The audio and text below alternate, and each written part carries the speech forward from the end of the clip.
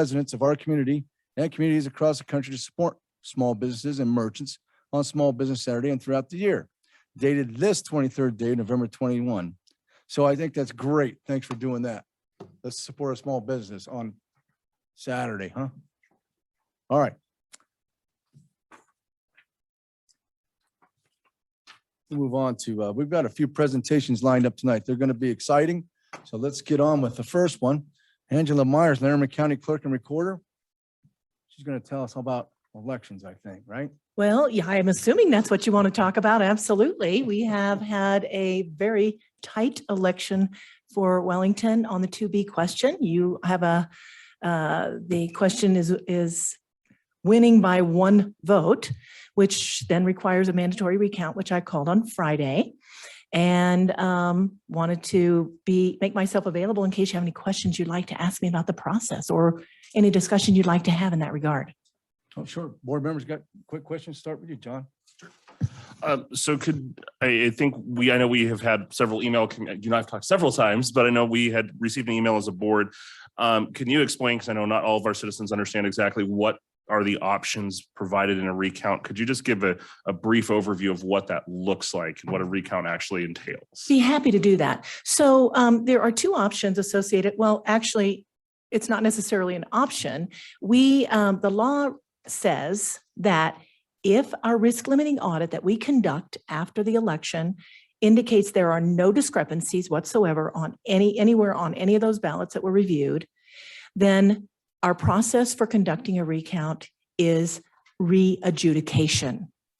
Now, what the heck is adjudication, right? Adjudicating a ballot is when the system kicks a ballot to adjudication when there is an overvote or there is an ambiguous mark that the machine or the system can't read. And it says, hey, this needs a human look at it. We have a bipartisan team of judges who then look at that image of that ballot in the system, and they say, what was the voter intent based on a voter intent guide provided by the Secretary of State's office? Those processes and those guidelines are determined long before you ever get to the election itself, right?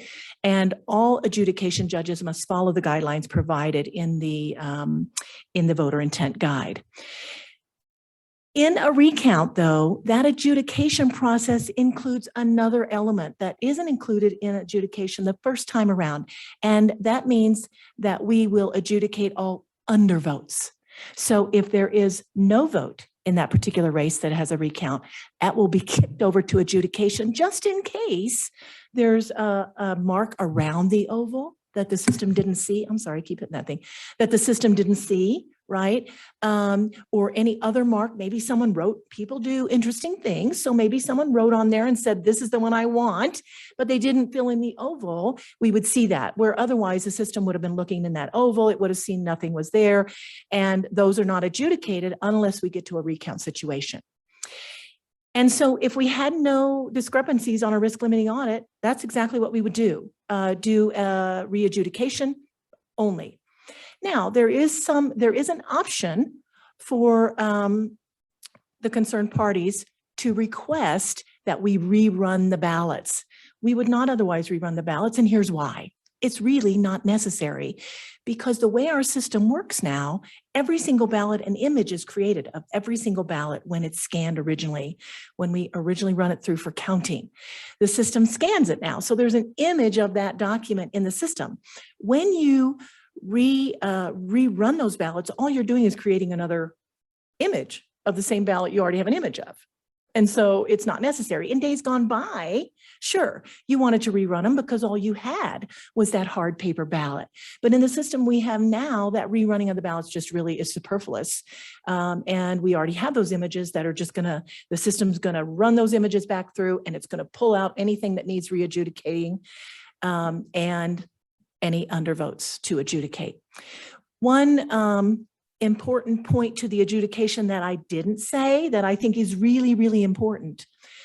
The same judges who adjudicated the first time may not be the same judges who adjudicate the second time, okay? We are going to use the same teams of judges, but who knows if they'll get that same ballot, right, as they're doing it. And they will not have the benefit of knowing what that original, how those original team of adjudicators adjudicated that ballot. It is not like, oh, did they get it right or wrong? That's not what they're doing. They're taking it all new and adjudicating that ballot again based on those guidelines. Okay. Does that help you? That Does that does. answer your question? Yes. So, and I know you've mentioned that when there is no discrepancy in the risk limiting audit, that it's not automatic, just re-adjudication. So when you guys did your risk limiting audit, were there any There discrepancies? were no There discrepancies. were no discrepancies. No Okay. discrepancies. Yeah, we're So very this would proud of just it. be if we, as the party who put this on the ballot, are saying we would prefer to do a rescan, that's the only reason that a rescan would be done. Exactly so. Okay. And then I did have a question because I was looking through just kind of the rules that were sent over. I know it talked about, I think it's in 10.12.2, talking about rescans during the recount. It talks about there's test decks. So like there's a county test deck and then there's 2 canvas boards with different party affiliations, mark 10 additional ballots. Is that just to test the machines before Exactly the rescan so. happens? Okay. Yes, that's our logic and accuracy test. It's the version we must do for the recount, but we do one of those in advance of ever using our equipment in any election. That is a part of our process to ensure the equipment is doing what the equipment says it's going to do, right? So we know that the equipment is going to count those ballots exactly as they were voted. We make sure of that before we start the election period. And we have to do that again before we would rescan those ballots for the recount. So, and then my understanding, and I believe this is the case, is I know that I had indicated to Ms. Garcia that really I understand, and we talked about this, that there might not be a need to rescan the ballots. We had put enough money aside that we could. I think this is such a big issue for our town that I think that from my standpoint, it's best that we just put all doubt aside. Hey, everything got redone, everything got double checked. And again, I anticipate there were no discrepancies. I anticipate the result will come out the same. But I think it's good on our part just to, let's just do everything we can, just double check and make sure it's all good. That way there's no questions in the future. No one can come back and say, hey, we checked everything to make sure it was all good. I hear you. I respect that. And there is a chance it would change because when you have re-adjudicating, right, those judges may see a vote here or there different. And when you've got a 1 vote difference, it is really possible. And then I believe our deadline was Monday evening to let you know. And I believe we did tell you that we prefer to do the rescan. Is that correct? Indeed. Okay. I don't have any other questions. Just thank you very much for being here and kind of communicating a little bit more about this. Thank you. You're welcome very much. Any questions from anyone else? Yes. Yes, good evening. I was just curious because I thought statute said if there was a discrepancy of like 1/2% of total votes, and I may have that correct or I may not, that by statute it goes into, is it a recount or is it a risk limiting audit? No, it's a recount. And so those are 2 separate things. When we spoke about the there is no discrepancy now, but there is a difference in the vote of less than 1/2% of the highest vote getters. The difference between the 2 is less than 1/2% of what the highest vote getter got. It's kind of complicated to recite, but that is what determines that I had to call a mandatory recount. Okay. But when I was speaking a moment ago about discrepancies, what I was talking about was we do a risk limiting audit in Colorado after every election. That had to occur before we could even get to canvass. And canvass is the point at which I call a mandatory recount. Okay. So during that risk limiting audit portion, if there had been any discrepancies found during that audit, that's what I was talking about. We would have had to rerun the ballots, but there were no discrepancies found there. Does that help you? Certainly. Okay.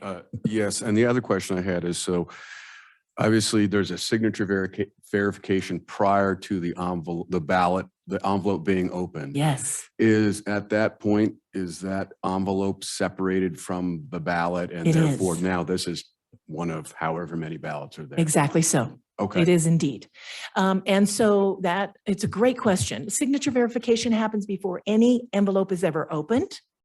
And if we cannot confirm that signature belongs to that voter, we will not open that envelope. So we will send that voter a letter. They've got until 8 days after election day to cure that signature. And that was that window of time in which we had, a few ballots come in. But anyone who did not cure their signature, those ballot envelopes are not opened at all. But then the process of processing that ballot envelope, once it has, that signature has been confirmed, it now runs through a piece of equipment, and there are bipartisan teams of judges simply plucking the content out of that envelope, never connecting the content to the name on the exterior. And that's why you no longer see a secrecy sleeve, in case you're curious about that. Because we have that automation, we don't require a secrecy sleeve because there's no way to see the exterior of the envelope along with content. Thank you for your very concise answers. Oh, you're welcome. I'm happy to answer anytime. And I got to put a plug in for all of our amazing election judges who, it is citizens just like you and me who do this work, and they are very diligent and a finer group of people you won't see. So I'm honored to work in their company, and Larimer can be very proud of our elections. Thank you. I Oh, just did had you have one. more? Yeah, I just had Oh, one. I'm sorry. No, that's okay. Do you have a number of how many ballots needed to be looked at by human eyes? I do not off the top of my head. No, Okay. I can't tell you that number. Statistically, how much? I mean, there's No, gotta be. I don't have a statistic on that. I'm sorry. Okay. I just don't off the top of my head. Okay. Thank you. When we rerun the ballots, we will have to rerun all ballots, though. It's not like we only pluck out the Wellington ballots, because they're everywhere. They're in all the boxes. And so, yeah, so we have to run them all, no matter.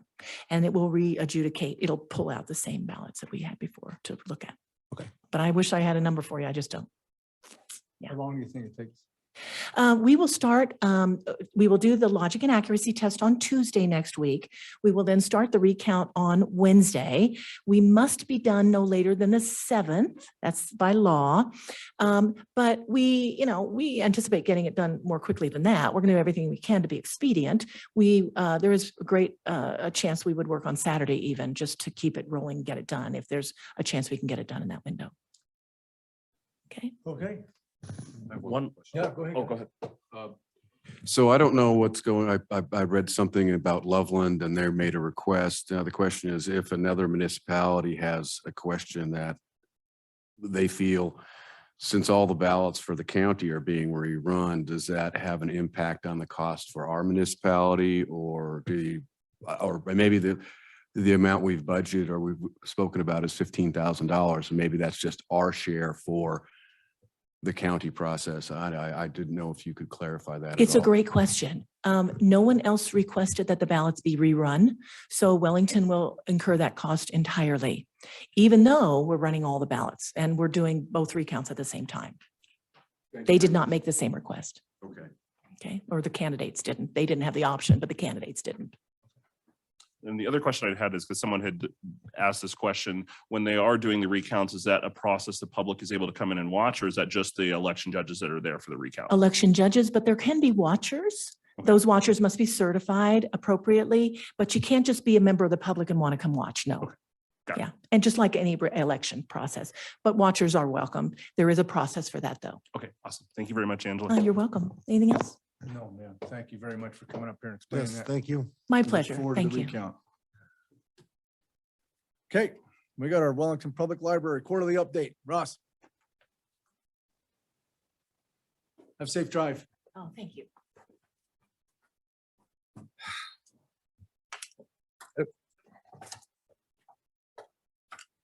Good evening. I'm shaky. Everybody knows I get nervous. So, good evening, Mayor and Trustees. This is just the quarterly update, end of the year wrap up. I have almost been director of WPL now for a full year. And during that time, there have been a few nicknames I have incurred. Bossy Rossi, the library guy, Energizer Bunny, the giggle guy, and Chatty Cathy. Out of respect for everyone's time this evening, I'll attempt to dispel the notion that I am a chatterbox, kind of. As we approach Thanksgiving, this evening's theme for me is gratitude. Since landing hard almost a year ago, I have personally experienced support, cooperation, giving of time and energy, and the type of connection that only a smaller town can offer. This massive outpouring of community has come from you, each one of you, every member of town staff, the residents and patrons, and most importantly to myself, the youth of Wellington. For this, I'd like to take this moment publicly to thank Wellington as a whole. Where's the camera? for putting up with me and accepting me so warmly. Thank you, Wellington. Coming full circle, one of the first things that was done was to create a mission and vision statement for WPL. The mission was carefully crafted and remains our capstone for accountability and stewardship of taxpayer dollars. I take this very seriously. No surprises, it's right out in the hall. The mission statement says, our mission is to serve and reflect every member of our community in an enlightened, democratic, and unified approach. Our guiding ideals are community, connection, and curiosity. It fosters a safe and inclusionary place to share and connect with our community. These statements serve as a foundation for everything we do, and this is our personal checklist to verify that we are honoring our commitment to the community we serve. This is not our library, this is your library. Every purchase, every direction, event, or program is checked against these directives, keeping us accountable, transparent, and relevant. Does this nurture community? Are we creating and supporting connection? And finally, are we fostering curiosity? I check everything against this mission. As reported before in a public forum, our numbers in all areas have increased. We have discussed this, they are continuing to increase. As one example, and the public may not be aware of this, but we as supervisors on town staff provide a weekly report to the Board of Trustees and our town administrator as to the happenings during the week. As the board is aware, if you read my notes, not one single week has gone by without new patrons joining the WPL family, not one. This is unheard of in a smaller library, and we could not be more pleased. I believe this correlates directly to our philosophy change internally of getting out and engaging directly with the community in a variety of manners. We participate in town events, programs, celebrations, and often I'm just sitting in Owl Canyon for 15 minutes talking to people while spreading the word and meeting new people. This direct communication in talking with residents allows us to learn what matters and what people are searching for. We respond immediately with direct support and access to materials and programs that people need, whether it be health and wellness, career support, STEM materials and programs, water issues, how to conserve, school standard support set by Colorado State, or simply a curiosity about another place in the world.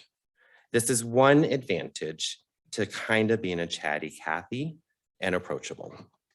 With this year's holiday tree lighting landing on the same day that I started in 2020, we have made a few changes this year and we hope you can join. Similar to our philosophy change at WPL, we honor our past traditions, but we are also introducing new things this year that serve as a full circle example of all of us working together. Our tree has moved and will be even brighter, thanks in large part to the CAC, Larry with Bennett Lighting, and Cam with American Electrical.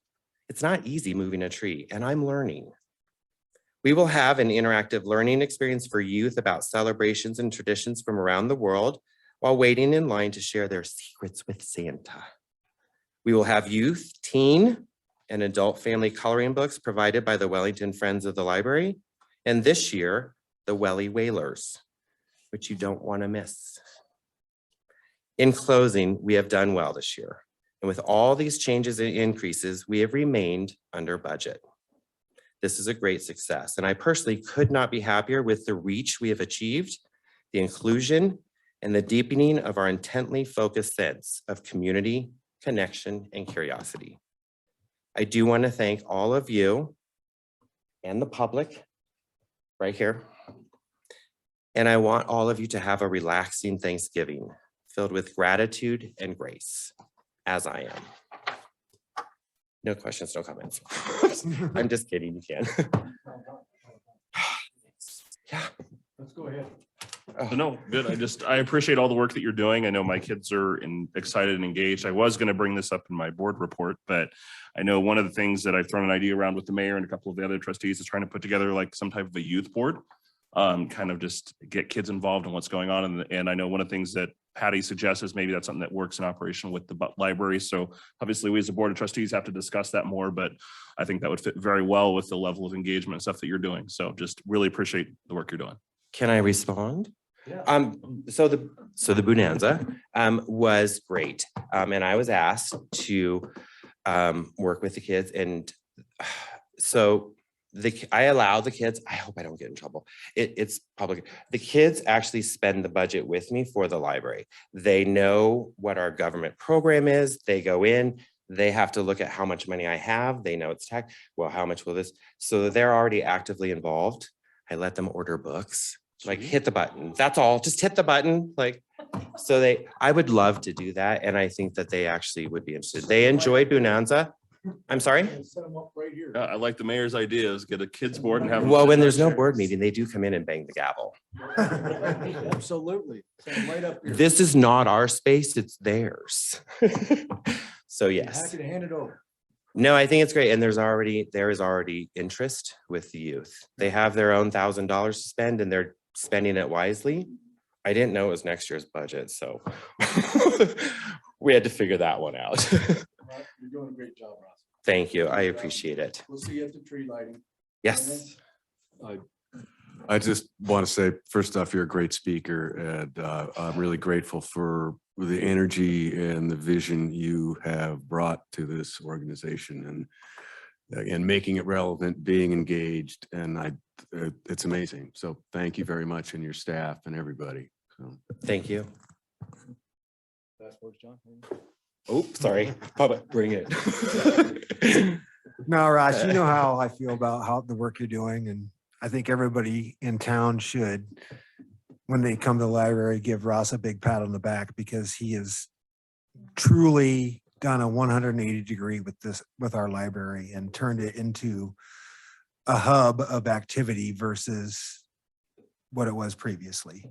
And it's great to see that you have so many participants and so many people that are active down in the library, especially in the day and age of electronics and all that other stuff. You know, it'd be sad to see the day that a library would close its doors because they weren't relevant, and you're doing everything you possibly can to make it the complete opposite. So I applaud you with your energy and everything you're doing, and, you know, continue the good work, because it's paying off, you know, multiple times for everybody, not just you, but the entire community is benefiting from your passion for this. So I thank you very much. Thank you. We do not intend to close.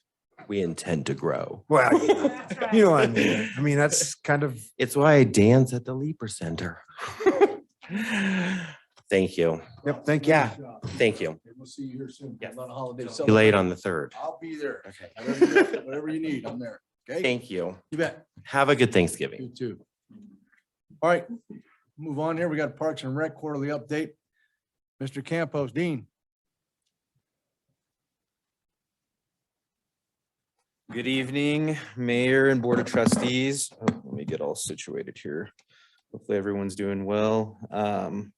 I can go ahead and jump into the update. I have a few highlights here. So first and foremost, we just hired on our new park maintenance technician, Anton Hizvanka. He has 16 years experience in actually owning his own business in terms of like a landscaping company. Actually worked in Florida for that time frame. Brought him on board. He's been 2 weeks here and been tremendous. So really helping us out as we're going into the winter season.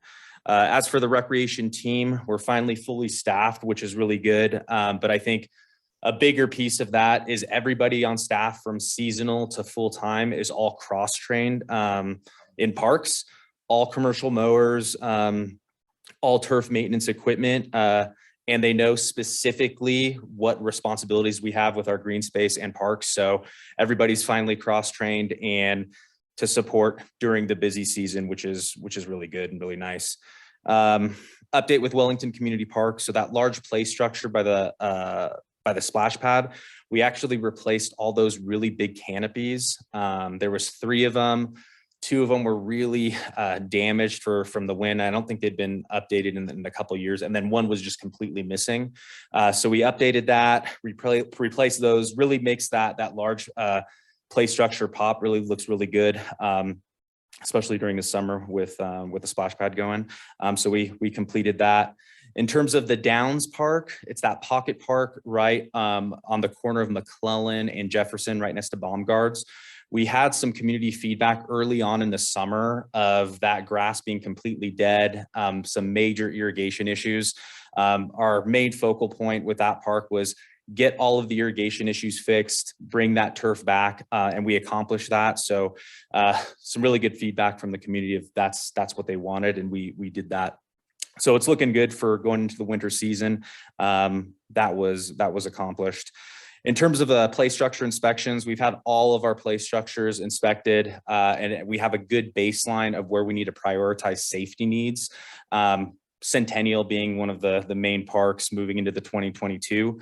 So we did that, and that was complete. So that was definitely a good thing from a safe and risk management perspective. Moving into more feedback from the community. So we gained some feedback in terms of tree replacement, specifically on McClellan Road. That was the first big project where we replaced about 20 different trees. The trees that we replaced were dead. So we completed that. And then also Harvest Village Green Space Trail area from Jefferson to Ronald Reagan. There was about 15 dead trees that we replaced as well here in the summer. So those were complete. And then we had some major safety issues in terms of some of the mature trees here at the library. We removed 2 in the back of the library and 1 right here in front. We had some pretty big branches come down, not on anyone, but those branches could cause some significant damage if there was kids out there or adults or what have you. So we removed all those, and then we had Treetop, the company that we worked with. They actually donated a tree out front here in the library, so we're very much appreciative of that. In January of 2021, when I first started, I was 2 months in, we had a recreation forum via Zoom. So it allowed an opportunity for residents to speak on what they wanted to see within our recreation department, and now Parks and Rec. Through that forum, we got some clear feedback on having a consistent tennis program, art program, cheer program, and a more focus on preventative maintenance within the skate park. So I guess in terms of a program standpoint, I guess they weren't necessarily as consistent as they'd like it for those 3 programs that I mentioned. So with all that, gaining that feedback throughout this year, we executed a tennis program consistently for youth and adult, an art program and a cheer program. And then for the preventative maintenance in terms of the skate park, we actually purchased some of those gator skins and worked with volunteers to make those repairs on the ramps. And actually moving into 2022, hopefully we can get it done in December. We'll be actually adding another ramp. And the intent there is to help prevent any damages to the back of the half pipe, because we have kids keep on breaking that plywood and trying to get in there. So I'll be working with volunteers on that moving into 2022. And another piece I wanted to add on that, we have some really amazing residents that want to help out and really work with us to get that skate park to be able to make it safe. So we appreciate that very much. The last piece on the skate park, moving into 2022, what we'll be doing is removing some fencing to open it up a little bit. That just to provide from an aesthetic perspective that, you know, it's open, we want people to utilize it and what have you. So that'll be coming in 2022. In terms of capital improvement projects, so I've been working with the Parks Advisory Board on the park signage. We want to make sure that we get everything consistent across the board. Have been working with Dynamic Image.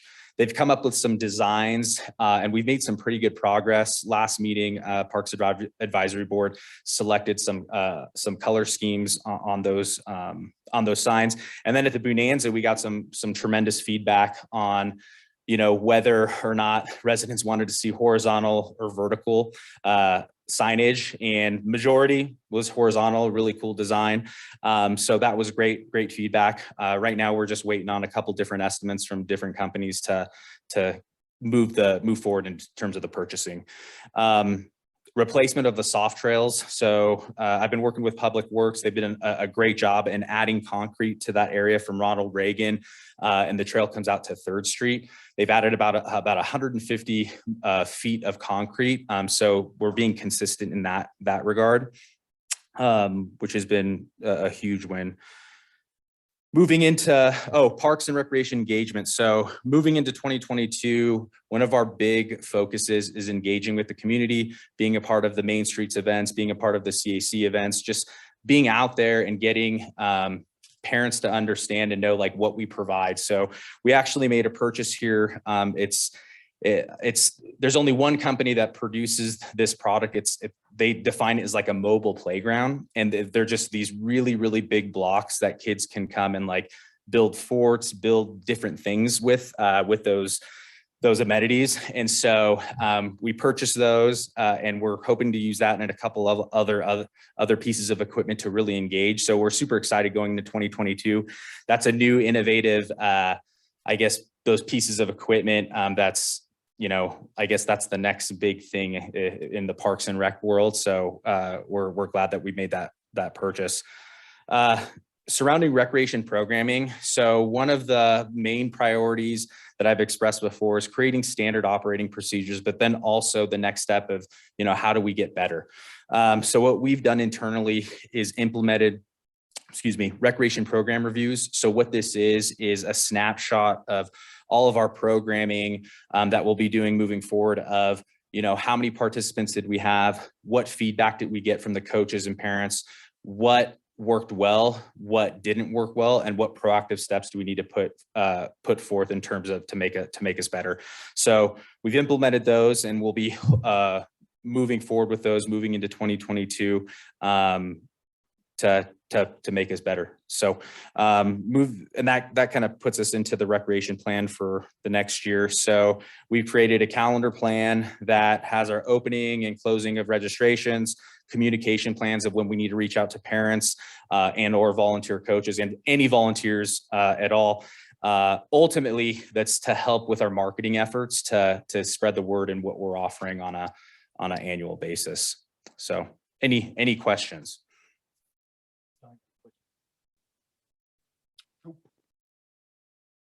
It sounds like you're really kind of getting a hold of this whole thing. I don't necessarily know, at least from my perspective, prior to this, that we had the staff to kind of effectively manage it. And it seems like we do. And I think that's a great thing because it just improves what amenities we can offer to our residents. So I think that's great. And I want to thank you for your work, and especially the glory of repairing the irrigation systems, which we all know how much fun that is. So thank you very much. Appreciate that. Thank you.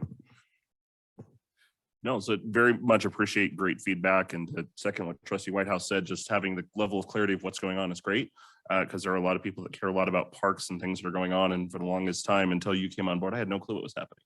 And it's great that that's not on Bob's plate in public works. You've got, and you're taking it on. The only question I had is, I know when you first had come in, you were looking, and I don't even know the name of the program, but on just kind of how to make things more cost effective is the way I'm describing it. And just wanted to kind of see how has that been going for you? Where is that kind of at? And has that kind of been coming into what you were looking to achieve initially? Yeah, great question. So with the cost recovery process, so we went through that cost recovery process. It was a heavy burden in terms of like pulling all data analytics, looking at historical evidence, but we're actually moving into the new Amelia system. Right now, our software, our recreation software is ActiveNet. That doesn't really support those cost data. So we're coming up with a plan to transition into that system. And through that, it's typically about, within our contract with ActiveNet, it's a 3-month period in terms of cancellation. So we'll be working here this first quarter and transitioning all of our information into there. And then after that, creating specific cost recovery goals per program based upon, historical information. So we're moving forward with that. Absolutely. It's just, it's taken some time to make sure that we get the budget approved and we have those funds to work more efficiently. So that's where we're at with that. Awesome. Thank you. That's great to hear. Thank you very much. Well, I didn't have any questions, but I do have some comments. Dean, you've done a great job as a member of the Parks and Recreation Advisory Board. Now, I want to tell you that this last year has been the most organized that the Parks Advisory Board has ever seen. You're kind of the rock that is there to help guide and, work with the board. Years past, there's been multiple town staff that has been kind of put in there. It seemed like that was like, you're going to take care of the Parks Advisory Board now because you're in trouble type thing. You know what I mean? That's always the way it felt. But with you taking on that role, I've seen a huge change, demeanor, and some of the longer standing members of the board have, I think, been reinvigorated where they were, about to probably close that chapter of their life. And I think they've changed their mind a lot. You're always open to feedback, always open to questions. So I want to thank you for doing what you've done so far. And I can't wait to see what you do this next year where you've got you're kind of settled, you kind of know what's going on, and now you can start charging forward. So I appreciate you very much and thank you. Appreciate that. Thank you. Got a handle on it, don't you? Trying to. No, you got her. You got her. And everybody that comes to me, I send them to you. I appreciate it, man. Keep it up. You got it going. So it's great. Looking forward to it. Cool. Right? Appreciate the report. If we can do anything, let us know. Absolutely. Don't wait. Gotcha. Especially if it's something's going down out there. Let us know. Okay? Gotcha. It's important. Thank you, sir. Sounds good. Thank you all. Thanks, Dean. All right. We got a few employee introductions, Patty. Actually, we don't have any I was tonight. gonna look for Yes. it. I don't. Yes, so we didn't want to take it off the agenda because it will be happening once a month. It's just with holidays and everything going on, this was just not a great meeting to invite people Right, to. right. So All right, so item D, we're gonna move this consent agenda, right? That's what's our plan is? I think, So, right? So it's actually not a requirement that somebody can't vote on the minutes if they hadn't been at the preceding meeting. So if you want to vote on the minutes, it's not a vote that you were there and the accuracy of the minutes, but that the minutes were completed correctly. Well, thank you for that clarification. I was unaware of that, so thank you. Go for it. Oh, well, I've watched the video stream twice. Anything to talk about on the October 26, 2021 Board of Trustees meeting minutes? Anything? Anything, John? No. Okay, can I get a motion to approve the minutes of October 26, 2021? So moved. second, Roll call, please. Trustee Gator, yes. trustee Jerome, Yes. trustee Whitehouse, Yes. Mayor Hammond. Yes. All right. We got an action item. Ordinance number 15-2021. This is an ordinance repealing the occupation tax in the town of Wellington. Krystal is going to talk to us about it. Thank you, Mayor and trustees. So ordinance number 4/1970 was passed a long time ago. With that, it set an occupation tax for certain types of liquor licenses within the town. Last year, we came before you and asked to waive the occupation tax for liquor licenses for 2021 for a little bit of relief on the businesses coming out of COVID. There was some interest in repealing that occupation tax altogether for these liquor licenses. So that's what we're bringing before you tonight. The total amount that the occupation tax generates to the general fund is $4,500. So repealing this could be keeping some businesses in town or might attract businesses coming into town. So Restaurant taxes, they're part of this, aren't they? hotel and restaurant, it's a type of liquor license. So Yeah, yes, they are. theirs is quite significant compared to others around town, aren't they? It is. Yes, it is. Like you go to between Canteen and one of our restaurants, it's quite significantly different. Mhm. And I've heard that complaint before in the past, and I said, I didn't know what to tell them. That's just it. Okay, all right, I understand that's why it's 4,500 too. It's got 4 restaurants now, so I get it. Any questions? No, just the only question I have is, will we make appropriate adjustments to our budget to reflect this loss of $4,500? With the increase in sales tax that we've been getting, it's not a wash because we've had such a significant increase in sales tax. So we haven't put anything in place to supplement this. Well, we got a major win in sales tax. Yeah. I thought and maybe, I thought there was some discussion about maybe having an administrative fee, which would just take care of the ad bid burden when processing this I thought that might have, but it's not going to be, I'm guessing it's not $1,000. No. So when the state allows us to collect an annual renewal fee of $100 plus there is different fees for the different license types. So it can, with the licenses that we have, that can range from $103.75 to $175 for their renewal that would come to the town. That's currently what we have in place. So, and then also their business license. Thank you. Anything further? No, sir. Okay, let's open it up to the public. Public like to talk about this? Come on.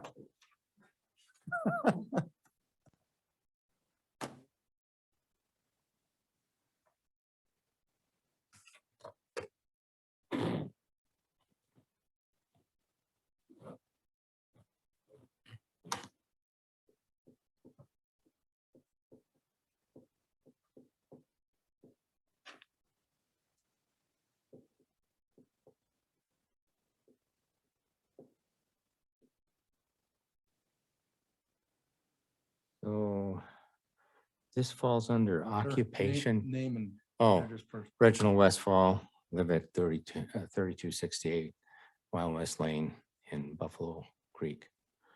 I tried to locate this ordinance within the computer and I had difficulty and I wondered what an occupation tax was and I couldn't find a definition of that. But it sounds like it's a liquor license.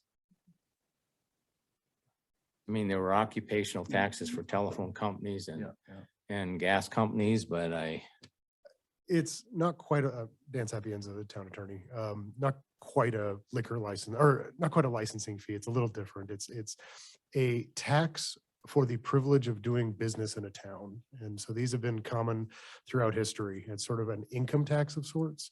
This one was put in place in 1970. When the state's liquor laws were very different. And so when they were talking about a very kind of disparate treatment of different businesses through town, the reason for that is we have different kinds of liquor licenses that didn't exist back in 1970. But the purpose of this back then was to make money for the town. They're talking about changing to a fee for liquor licenses, and that's actually intended to cover the cost of kind of the administrative burden of those licenses. So an occupation tax is a tax on having an occupation. And in this case, that occupation is the sale of liquor. yeah, where can I find that in the codes?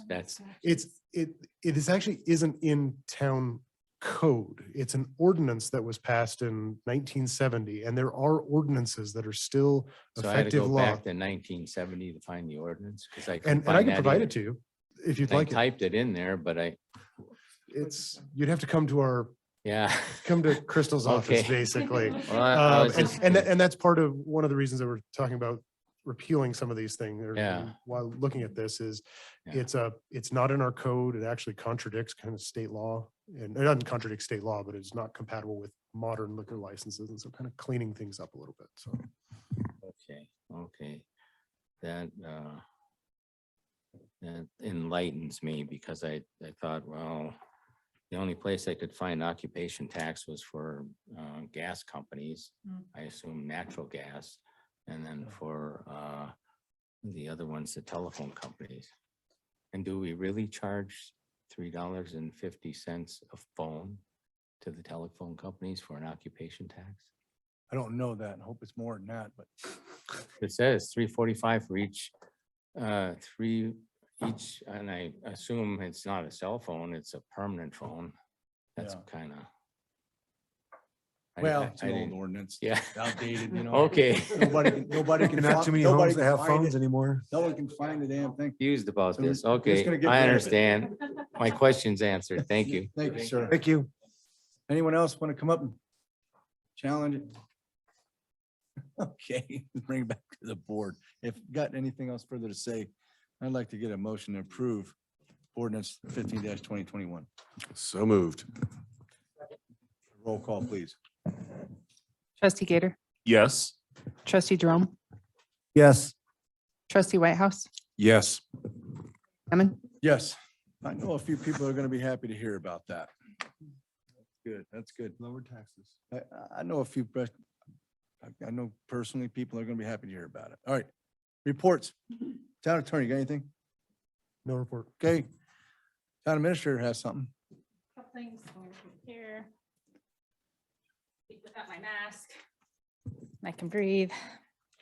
All right, a couple things. So, last couple weeks, I've been talking to several other municipalities in northern Colorado about how they fund their water and sewer funds and things like that, and have discovered that we can actually use some of our general funds to help supplement our enterprise funds. Tabor only allows for 10% of the revenue from the individual funds to be loaned or gifted to our enterprise fund. So it's not a large amount, but it is something that we can start looking at. I've set this up for a February work session, which will give us enough time to do the research we need to do, bring you some actual numbers, and let you know what effect that might have on our general fund and on our enterprise funds. So wanted to get you clued in on that. We will be notifying our sewer roundtable of this information either tonight or tomorrow morning, depending on how tired I am when I get home tonight. And so that they can start working on using some of that data as well. Essentially next year, there would be potentially an extra $390,000 that they could use from the general fund and transfer that over to the enterprise fund. So like I said, it's not a lot. It isn't going to make a change in rates, but it would be just yet that extra something we can provide for that. And it would take a budget amendment on our part to show that potentially there's some projects or something that we would not complete. So again, we'll be bringing that back to you in February to have a full conversation. Our finance director has submitted her resignation. Her last day will be December 3rd.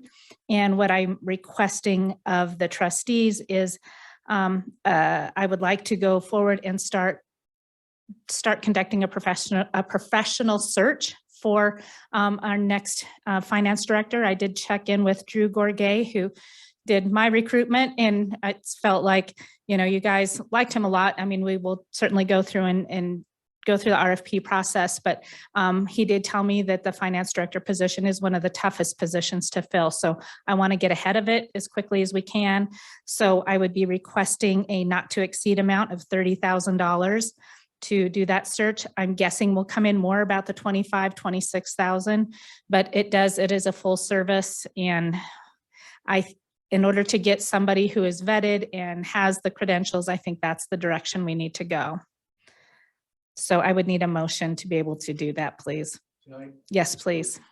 May I ask a question? Absolutely. So I think we went for an RFP and vetted a whole several different firms. Mhm. And I think the board, I mean, that's going to take a few more weeks, correct? At least a couple months or No, two? so from what I've understood, the way we looked at it is the amount will be under our purchasing policy requirement to go out and do the formal RFP process. We are required to get several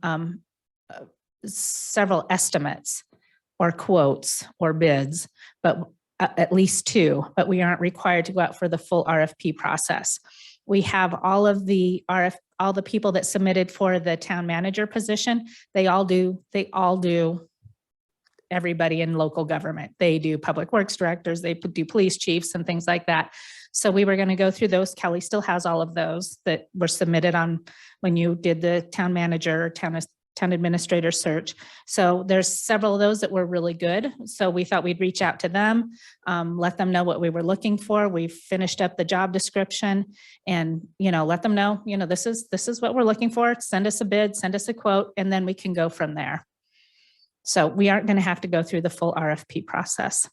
And that will greatly reduce our time. Okay, great. Because I think obviously we would like to get someone qualified, but not in, July.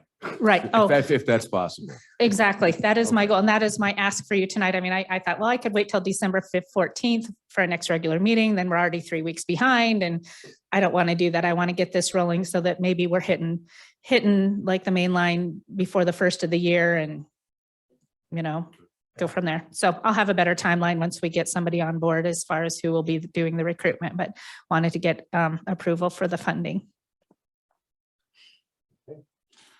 In terms of budget, is this going to be coming out of our 2021 budget or 2022 budget? It'll come out of our 2021 budget. Okay.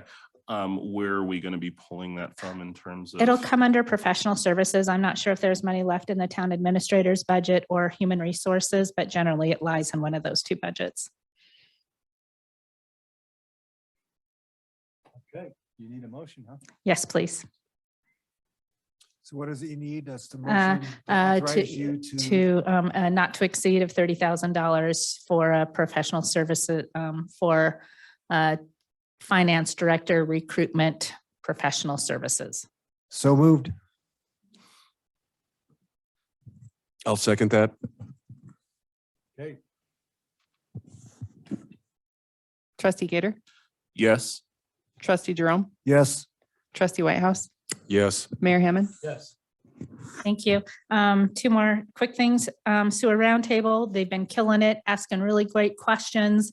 Their next meeting is December 1st. They'll be meeting over at Boys and Girls Club, so they have lots of space to put things up on walls and things like that. They do have Dave Meyer's model that he uses, the financial model, and they've been playing with it and things like that. So I'm really excited to hear what they come back with. They meet again December 13th to finalize whatever their recommendation is going to be. And then several of them will be here January 11th to present to you what their recommendation is as far as sewer rates. I will be on vacation December 1st through the 6th. Kelly Hodling will be acting town administrator in my absence. I've sent some of you updated meeting invites and included Kelly on some of that. So thank you so much. Y'all have a happy Thanksgiving. I have a point of information for our town attorney. Since this was an action item, were we required to take public comment prior to voting upon it? Sorry, No, I just. didn't even think about it. Guys want to talk about it? I'm gonna wait for our town, I'm gonna wait for our town attorney to say something first.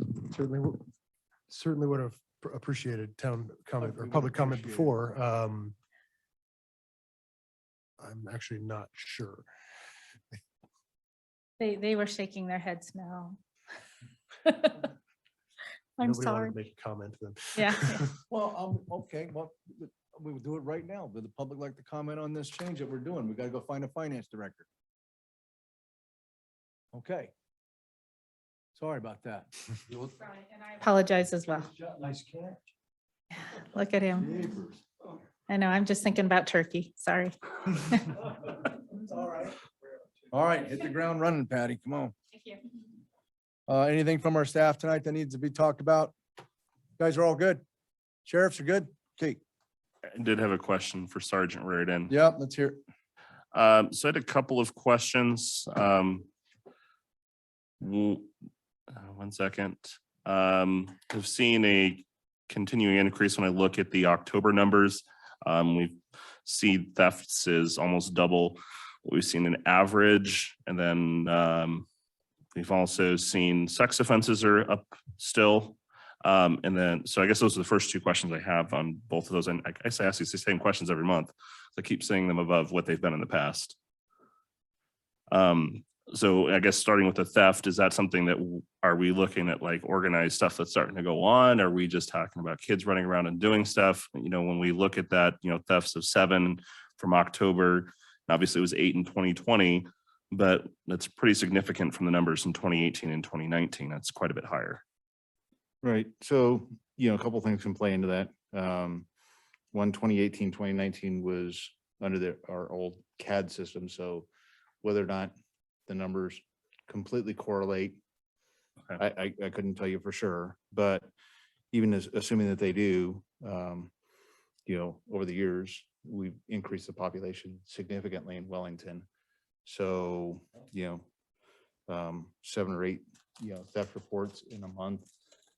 Theft can be anything from, shoplifting to something being taken out of a car, to something being, a lawn ornament being taken, political sign being stolen. In October, that was your political month, right? For sign stealing and stuff like that going on. That's where I know last year we had a lot of that. This year we had a little bit of that. As you got to experience personally. Yes, I did. But I was one of those 7. The sex offense stuff is still, that's, I can't say what really drives the reporting or not of that, but just like throughout the rest of the years, we've asked about those. Most of those end up being intrafamilial type reports of offenses. It's not like we've got, a serial rapist running around Wellington. or anything like that, what, so. okay, that's good to know. Yeah. And then I did have a question because I know I only see one vehicle theft on here. I've heard reports of many more of that. Now, some of this is people leaving cars running in gas stations, which is never a good idea. But I'm only seeing one from October. Is that just people aren't reporting these to the sheriff's office, or have you guys seen an increase in that, or?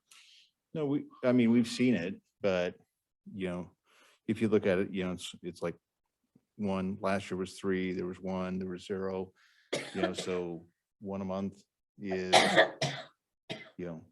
can feel like a lot, Okay.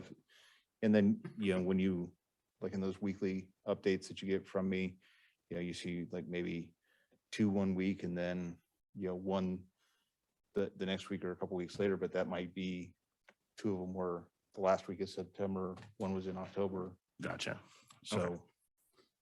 right, I just realized I'm still trying to talk through that thing. So that's where that happens. And you're right. 3 this year have been vehicles taken while they're left running while people go inside the convenience stores. Fort Collins just had 2 of them at the same time at a 7-Eleven down in Fort Collins. I can't stress enough, say, if you're getting out of your vehicle and walking away from your vehicle, turn it off, take the keys out of it. Don't leave it there for somebody who's sitting in the parking lot watching for someone to do that, to hop out of a car, run over, jump into your car, and off they go. And that's what the last one that we had this last week was. And then the other question I had is just on the last page of the report has the response times and time on calls. And so I was just trying to understand what those numbers mean.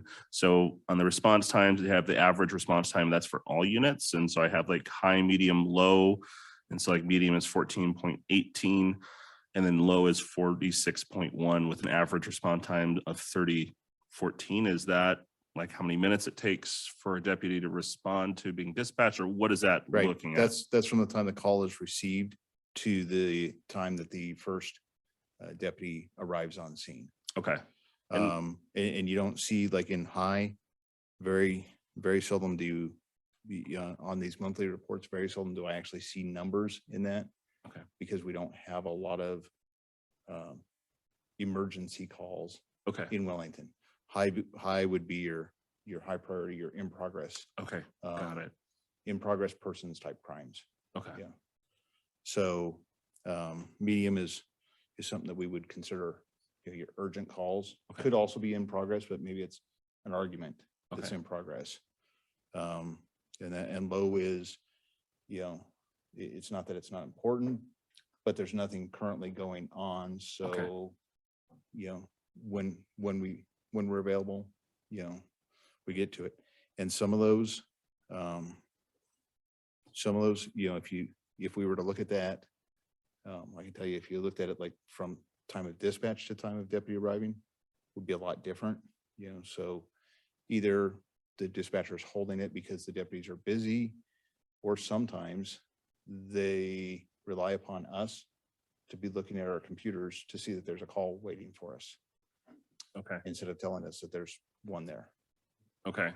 So Is there a way to address that so that those times, I mean, I understand we're not talking about like the high critical things here, but I mean, for medium there, like 15 minutes is, I mean, I don't know if we have that much crime. I guess the question is it an issue where we don't have enough staff? And I don't know if all units is all of Larimer County or if that's just dealing with Wellington specific. So I don't know if the Wellington numbers are different, but is this an issue of we don't have enough staff to handle the calls? Is an issue with how dispatch is setting the calls to you?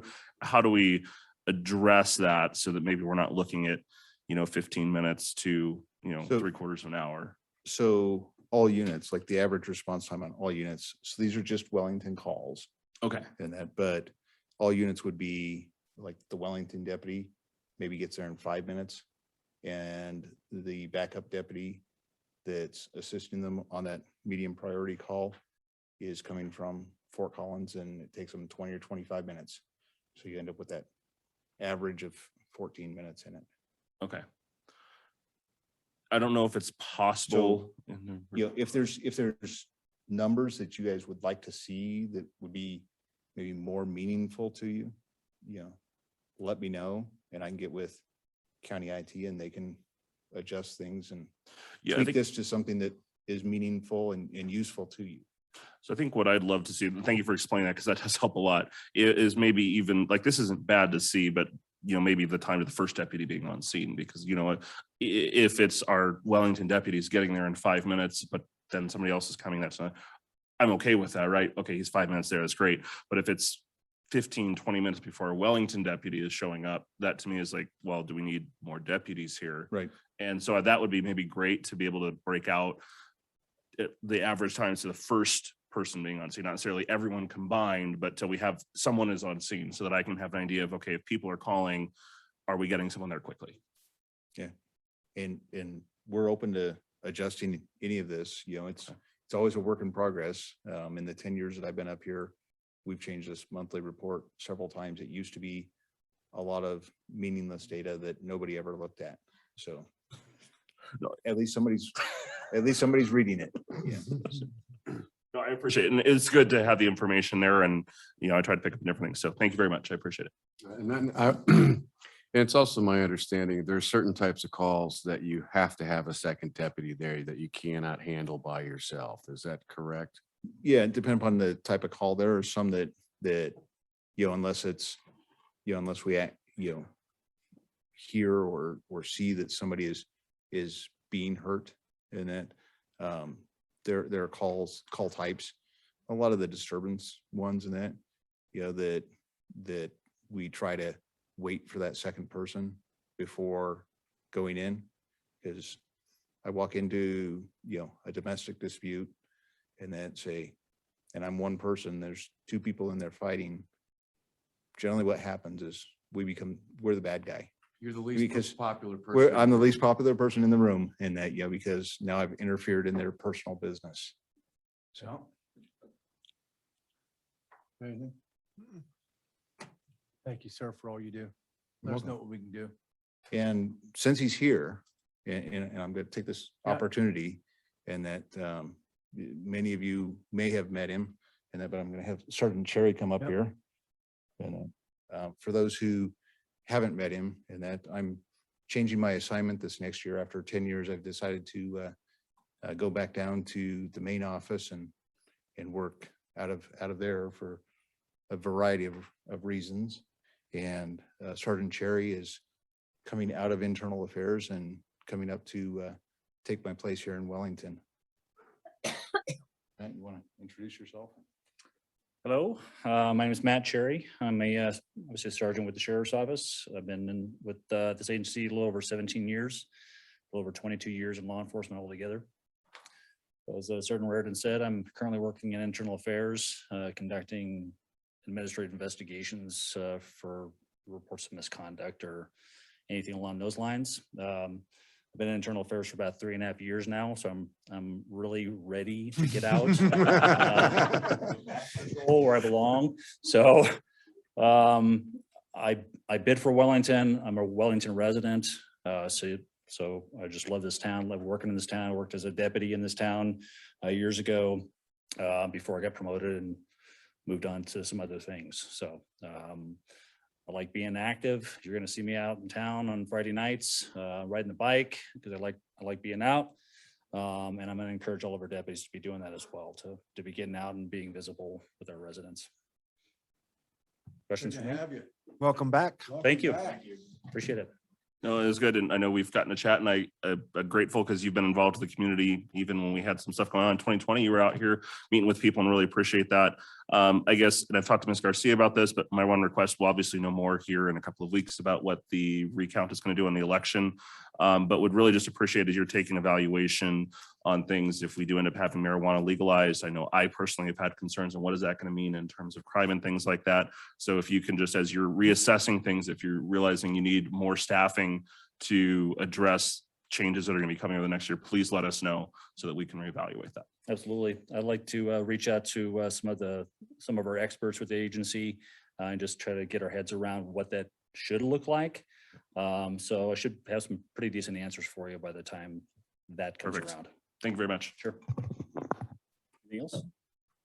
Thank you. Thank you. Thank you, guys. When's your last day, Mike? Officially, my last day up here would be December 28th. Let's visit with some coffee, but you and me.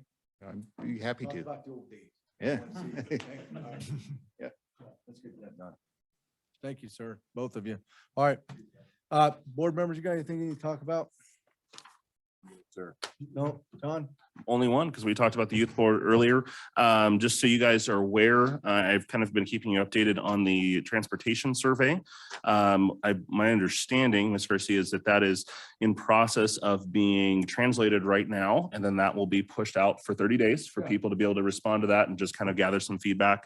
On that, it has been adjusted. Hopefully you guys don't mind to say that the Board of Trustees, and then I am the representative because I've been pushing for this, is asking for input. So I just want to make sure you're all aware. It's going to say the Board of Trustees is asking for your input on that. So I didn't think anyone would have a problem with it, but I just want to let you know. But that I believe is going live tomorrow. Yes. That is the plan. The Perfect. plan is tomorrow. I So- think it's a good thing. Believe it. Good thing. All right. There's no other business. I should take a motion to adjourn the meeting. So moved. Second. All in favor? Aye. Aye.